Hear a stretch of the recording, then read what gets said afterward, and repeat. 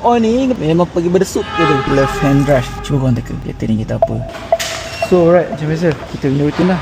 Last video dah kena tiaw, tak pasang tarik cover. Jom. Steering tu belah kiri pun. Kenapa lah? Jap. Korang follow kita orang sekarang. Kalau kita orang dapat 100k followers, ada surprise untuk korang. Okay, kita masukkan dulu. Ni korang tahu tak push on off ni benda apa ni? Siapa tahu komen guys. Oh ni kita pergi mana? Memang pergi bersuk ke tu? Boleh tak boleh sekarang ni? Kan macam ni cantik. Yup.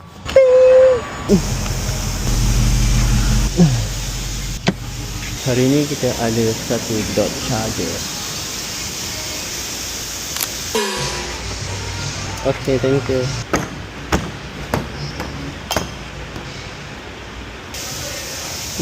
Oh, dia belah kiri. G8.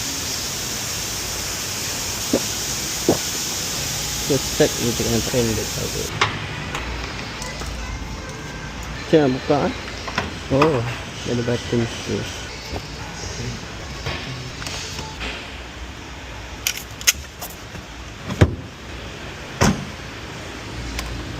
Bracket depan tebal lagi. Bracket belakang pun tebal. Tebal.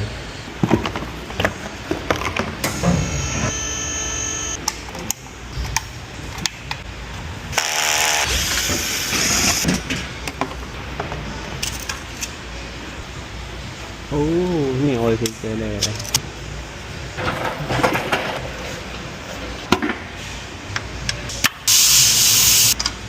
Oh my god. Kita lihat dulu minyak drain.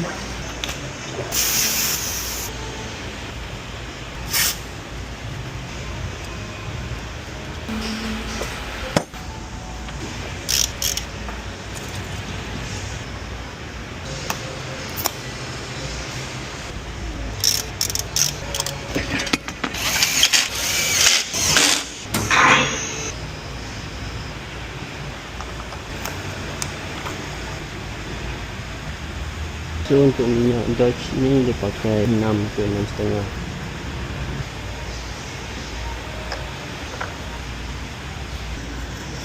So minyak dia ngam-ngam.